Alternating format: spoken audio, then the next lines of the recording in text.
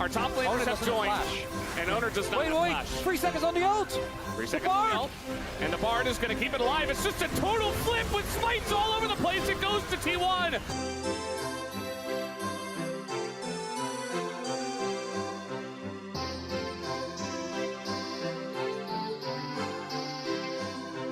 The Unsealed Spellbook rune was released on patch 7.22 on November 8, 2017. After countless bug fixes and changes throughout the years, Spellbook continued to remain a very niche rune page due to how complex it was to properly use. I'll see it every now and then, but when I analyze how other players were using it, especially in recent games, it honestly didn't seem like they fully knew what they were doing. Flash forward to 2 weeks ago, when Riot decided to give it a huge buff since it was basically never used, and now it's been slowly reappearing back into pro play. For those unaware, Unsealed Spellbook lets you swap your summoner spells starting at 6 minutes, with the cooldown getting lower for each unique spell swap. With the recent buff, the swap cooldown has been lowered to a base amount of 4 minutes, and after switching to 6 unique summoner spells, you will be able to swap every 90 seconds. If you want to swap to a summoner spell you previously used, you have to first go through 3 different summoner spells before having access to the same one. And finally, you won't be able to have 2 of the same spells, so you can't get like double ignite or anything and start forest fire. Now, I've been constantly using this rune page for 5 years by now, and peaked in KR Grandmasters, so I feel like I have a solid level of experience and knowledge to guide you through this. So today, I'll be teaching you guys how I use it and talk you through my entire thought process for when and why I change to certain spells. I'll be using Bard as my main method of transportation for this video, but the concepts you learn will still apply to other champions. I want to give a quick warning that you have to think a ton when using this rune page if you want to maximize its efficiency. So if you don't really like using your brain when playing League, then I advise you not to try it. Let's get into it.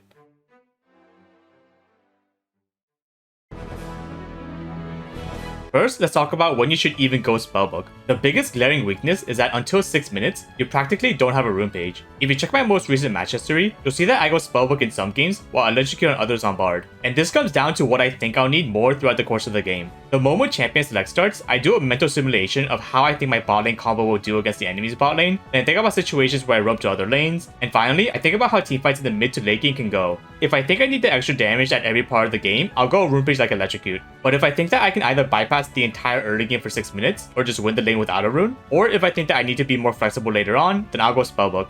If you want to use this rune page for other champions, I strongly suggest that you choose a champion that is mobile enough to be in the front line, while having some kind of dash or escape ability, and also one that doesn't need to rely on the rune page they usually go. This is mainly because of the nature of the spells themselves and how likely you are to properly use them. For example, let's say you're playing an artillery champion like Xerath that excels at very long range poke. I would never go Spellbook on Xerath because it really doesn't make sense with this kit. If you even want to use spells like Exhaust, Smite, or Ignite, you have to practically walk into melee range of the enemy, which just greases the entire point of your champion. There's no reason to put yourself in danger like that when you can simply go something like Arcane Comet or Dark Harvest or whatever, and maximize the things you are good at, which is staying a mile away from the enemy. The reason why it works on champions like Bard is that his kit naturally forces him to be somewhat close to the fight, so he's able to reliably proc the spells while also being able to portal out to safety to get away. Unsealed Spellbook should only be taken by champions that follow the Jack of all trades, Master of none mindset, so that they're able to respond properly in most situations, but don't need to necessarily excel at one specific thing. It's why I think Spellbook works really well on supports, because they will be naturally moving and roaming a lot, and have an ADC to do the damage for them until 6 minutes, and maybe some mid or top lane champions. But I can't see many cases where an ADC or jungler will use the rune properly, because more often than not, they'll need access to their damage or smite at every stage of the game.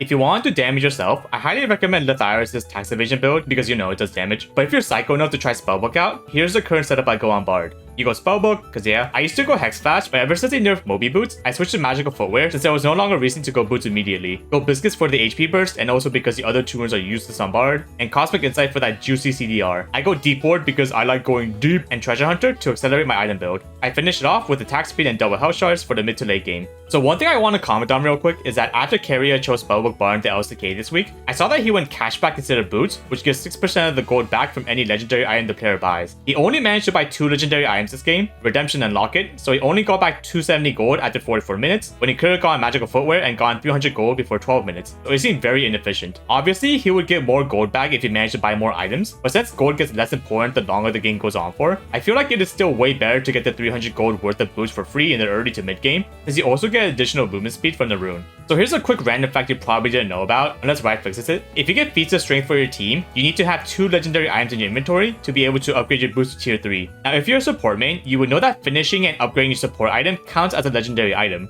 So you only need to buy one complete legendary item to be able to buy tier 3 boots. If you put 2 and 2 together, you might have asked yourself, wait a second, if the support item is considered a legendary item, would you get gold back from the cashback rune upon its completion? And the answer is no. Even though the completed support item counts as a legendary item for tier 3 boots, it is currently not considered a legendary item for cashback for some reason, so you don't get any money back. Let me know if you knew about this in the comments, because I honestly don't know if this is a bug or a feature since it's a very specific thing. Harry seems to have realized cashback was kind of bad, as he did start going boots in his solo queue games recently. Now that we talked about when to go spellbook, I can finally talk about when and what to swap to. In previous videos, I always talked about how every game is different and it is up to you to figure out when to switch to each spell. So it was really hard to give a concise flowchart that will work in every game. But I really wanted to streamline at least some of my thought process for this video, so I did the natural thing and did what anyone else would do, and I manually checked through every single spellbook game I played in the last 2 weeks to see exactly when I swapped to each spell, and I was actually kind of surprised by how consistent my thought process was depending on the game state. I only did the last 2 weeks since that's how long the spellbook buff was out for, so it didn't make sense to include prior data. Here's the data from the games.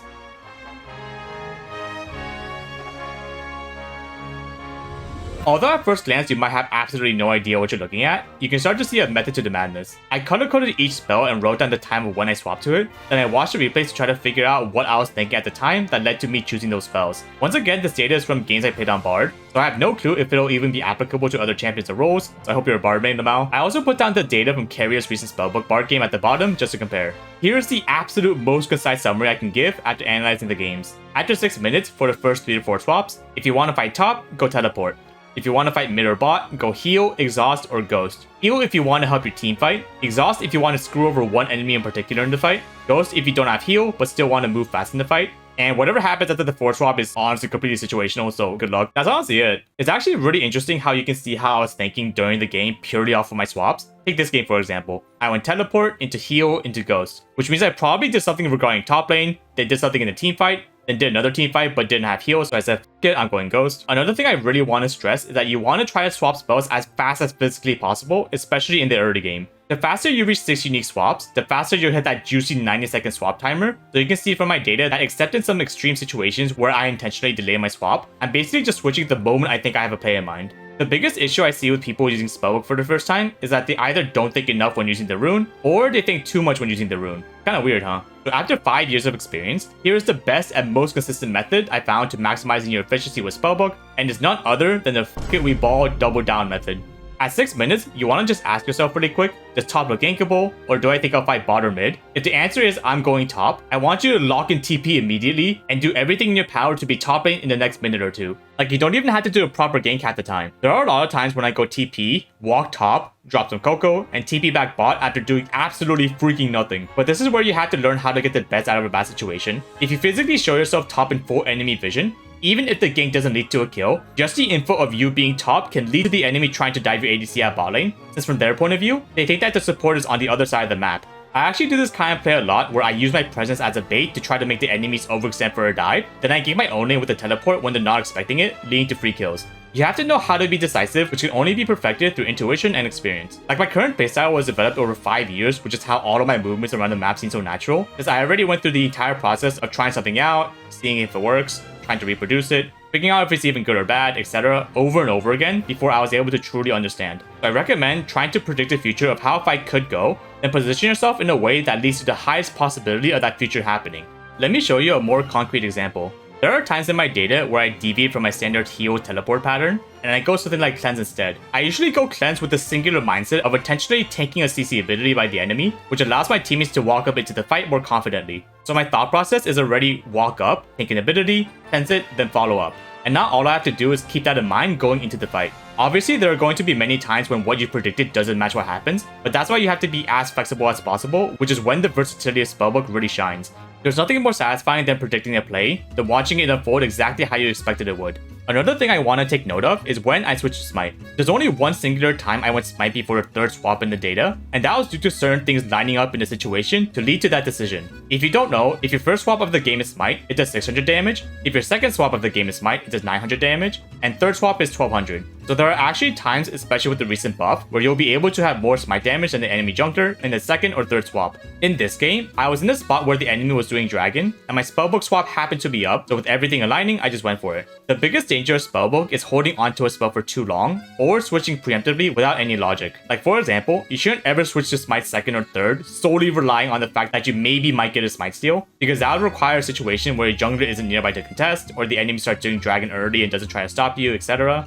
And the odds of everything happening like you want it to will be drastically lower than you think based on your current game knowledge. I usually only go an early Smite when no objectives are up, when I feel like my team is 100% going to lose unless I manage to get a crucial steal off later in the game, but that usually leads to me having to give up my Ignite slot for that possibility. It's really a constant question of should I or shouldn't I. It's really complex how many things you have to think about during the game, that there's a reason why barely anyone tries to even use this rune. One final thing I want to note before doing a commentary of a game is that I basically never go barrier unless all of my other good spells are down, and I absolutely never go clarity. This is because heal and ghost are always going to be better than barrier, since it helps you and your team out more and gets speed, and in 99% of situations where someone on your team runs out of mana completely and needs to refill, it's probably because they're sitting on a lot of gold or we're already going to recall in the first place, but I've literally never been in a situation where I would need to give them mana for clarity compared to going a different spell. Just like with Spellbook, the items I go are completely situational. Once again, I base my current build based off Lethyrus' tax evasion build, so I recommend checking that out if you're curious. If I trust my team to do damage and I just need to keep them alive, like for a hyper carry, I'll go 4 support items to help them out. But for most games, I'll start with Deadman's Rush, into CDR boots, and Bloodsong for my support item as a core, before changing on my build based on the enemy composition. The boots can also change depending on what you need. Here are some example builds from my previous games, so you can see some variations.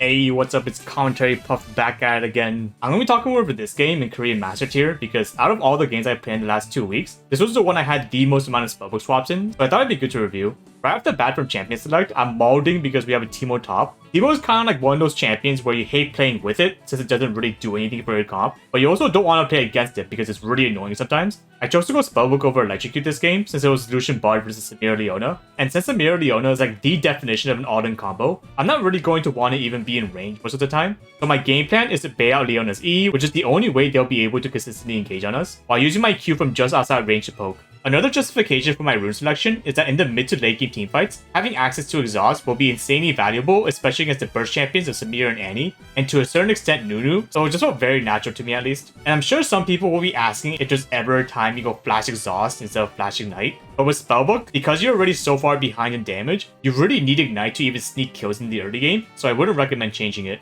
The one last thing I'm thinking about is how they have a Nunu mid and a Lee Sin jungle. If it was Nunu jungle, I'd have to try to predict when they would go for a consume smite combo on an objective, which is ultimately down to luck if the Nunu knows what they're doing. But since the smite is on the Lee Sin, I'm going to try to time any potential steals with the Nunu Q animation or a Lee Sin Q2 smite combo.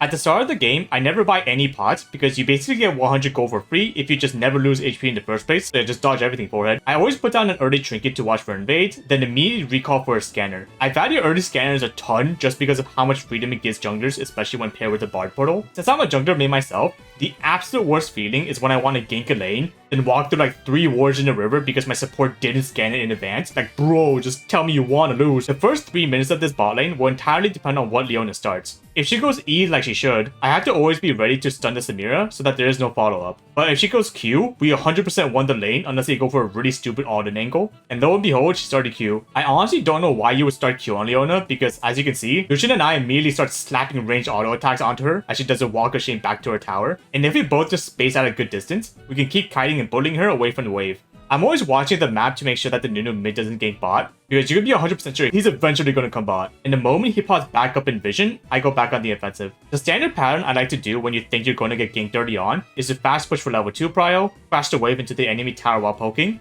then let the wave slow push back into my side. Because unless both Lucian and I get low enough to get tower dived, there's going to be almost no chance for the enemy jungler to gank us after doing 6 camp clear if the wave is too far towards our side. Leona is going to ward the tri-bush to watch for potential ganks, but since I'm a smart support and got scanner early on, I immediately clear it, which gives my jungler the highest chance of getting a successful gank off. If the enemy expects a gank, the best thing they can do is back off and wait, but because we made the wave slow pushing towards our side, we can zone them for even more XP or bait out and engage, which leaves them in a lose-lose situation.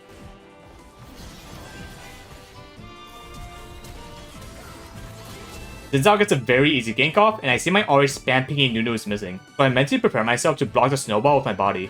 I honestly thought we could kill him before I died, but after a certain point, I don't even try to use my flash and we trade a 1-for-1, but with 2 more assists for my team. I always try to clear vision from my jungler 1 to 2 camps before he's actually here, since the enemies will be on guard if I do it too close to when he's nearby. And since I see my Xin Zhao coming down towards Raptors, I make sure the area is clear in advance. Hey, hey, hey! Nuna's coming down. For the team! For the good of the team! It's been 6 minutes and I can finally use Spellbook. I immediately noticed that there's a shrew behind the enemy in the top bush, and since we just killed the enemy bot lane, I know that I have an ample amount of time to roam somewhere while my ADC farms. So I go TP and start walking towards the top lane to gank. The best case scenario would be for me to gank with just my portal and return back bot with TP, but if I ever see a good opportunity to TP flank, then it's better to just go for it. And after Annie walks it very far forwards, I decide to pull the trigger and go for the teleport. Hey, hey, hey, it's the Bard!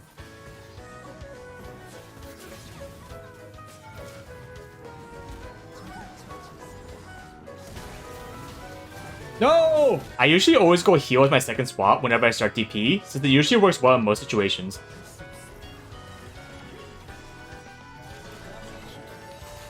Oh my god, how— For my third swap, I go exhaust because I want to mitigate most of Annie's burst damage. But before she walks into range, the enemy Leona jumps my Teemo first, which forces me to use my ultimate instead to stop the follow-up. I put down an escape portal for my little rat, and I make sure to time my exhaust right before the stasis ends to get the most value from the debuff before making my escape to my tower. This is going to move the wall. Careful. This is like right here, yeah. I have to block the Q. Yeah, there we go. Okay. No! Good bait, Bard.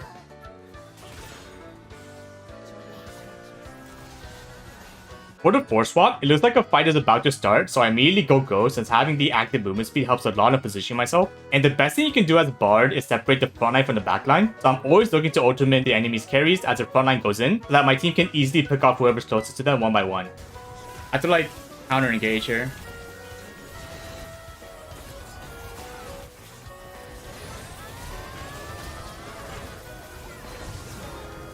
I know, so losing. Oh, JK, Lucian's here. Wait.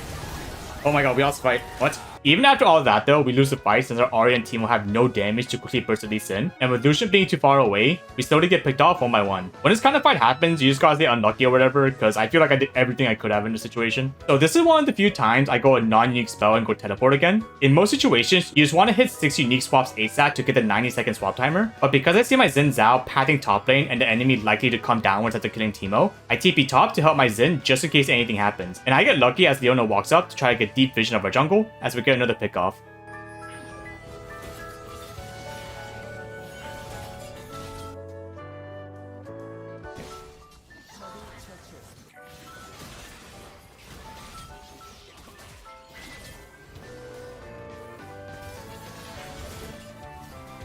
Are you good?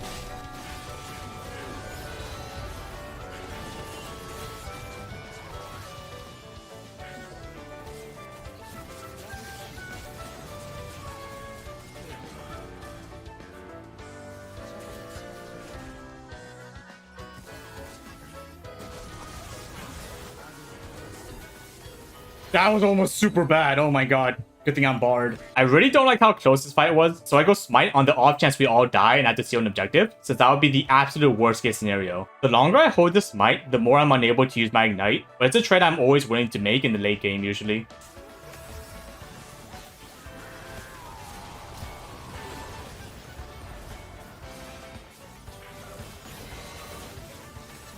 Keep going.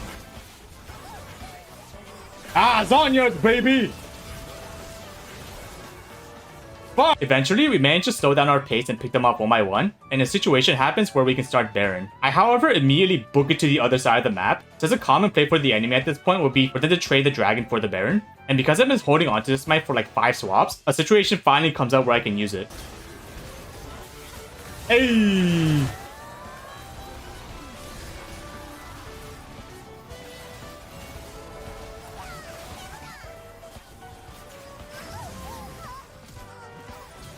Hey! I hope you enjoyed the video and learned something about Unsealed Spellbook. I feel like there's still a ton of potential with this rune that hasn't been fully explored yet, especially in pro play. Like imagine a guaranteed 2400 double smite on every objective, or the support going teleport with Spellbook so that they can hop between top and bot or something, kinda like a pseudo lane swap but way faster. Or a double exhaust bot lane where you just completely screw over the ADC, you know? There's so many possibilities that I'm scared will never be seen because people just don't use the rune. So for the sake of Spellbook not being deleted, I hope you got inspired to try it out yourself, and maybe one day you too can be like Carrier and play Spellbook bar in the LCK. Please, Riot Games, don't delete Spellbook.